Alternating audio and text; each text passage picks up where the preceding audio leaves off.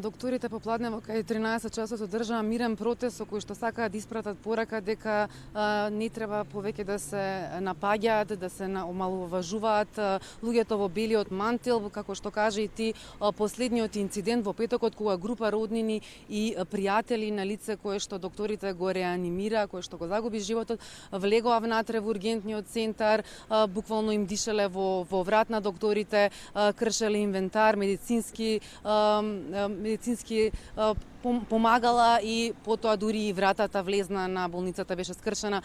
Гостин во вестите е професор доктор Сашо Стојчев, директор на градската општа болница 8 септември, кој што ќе ни каже со што се соочуваат секојдневно докторите и зошто овој револт. Па видите, овој револт, ја не знам дали е протест или апел или реакција на се што се случува секојдневно. Значи во болницата дневно влегуваат на 1000 пациенти. Во 95% се задоволни. Кога се работи за некое тешко заболување, завршуваат и фатално. Значи во болницата починуваат просечно над 400 луѓе годишно, така да не може да кажеме дека сите ќе бидат задоволни. Последниот случка во петокот, која не е последна, за жал имаше и во саботата и неделата од помал размер, веќе веројатно ги сфрустрира и веќе доживуваат бърнаут во работените. Нема тука никаква политика, да бидеме најасно, значи овој револт на белиот мантил кој не е само во оваа установа, туку веројатно и во повеќе други кај што го доживуваат сличното. Значи не постои ден да не се пожалат дежурните екипи, особено во ноќните часови, особено на ургентниот центар, да некој ги навредува, ги псуе, ги омаловажува, било како ќе видиш на паркинг, што ќе видиш, ја те запамтив, ќе идите утре. Значи, ние имаме собствено обезбедување кое во последните неколку месеци станува немокно, не поради тоа што се малку, но поради тоа што некогаш веќе не знаат како и тие да реагираат. Последниот настан, не последниот во петокот, значи ја прели чашата веројатно на едно незадоволство да белиот мантил работи под стрес. Постојано некој ви се меша, постојано влегува внатре каде што вие пружате интервенции.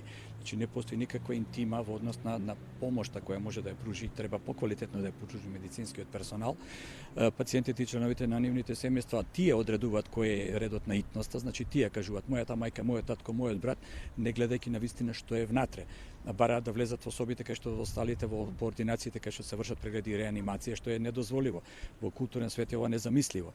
Значи ние сме вџашени и сите сме веќе апсолутно незадоволни од овој тренд кој секојдневно зазема се поголеми размери. Предлагам сега во овој момент да слушнеме изјавата на претседателот на синдикатот на болницата Наташа Граматниковска, која исто така збори дека овој последен инцидент ја прелеал чашата, го предизвикал незадоволството и гневот веќе кај овие луѓе што секојдневно работат за да спасуваат животи.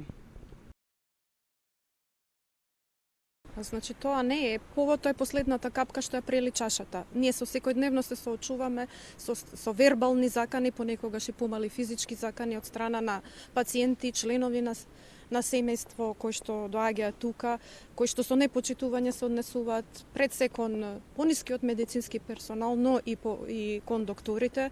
Сме имале и други вакви помали инциденти кои што некако и се решавале, но овој инцидент покажа дека е време да се превземе нешто. Слушнавме и од двете изјави кои се оние проблеми на кои што се жала докторите во однос на не само физички напади, туку и психички закани при нивното работење. Такво нешто се случи и во петокот вечер овде во ургентниот центар во градската општа болница. Докторите апелираат до граѓаните да имаат разбирање за нивната работа и да ја почитуваат, да не ги омаловажуваат и да ги остават да си работат својата работа.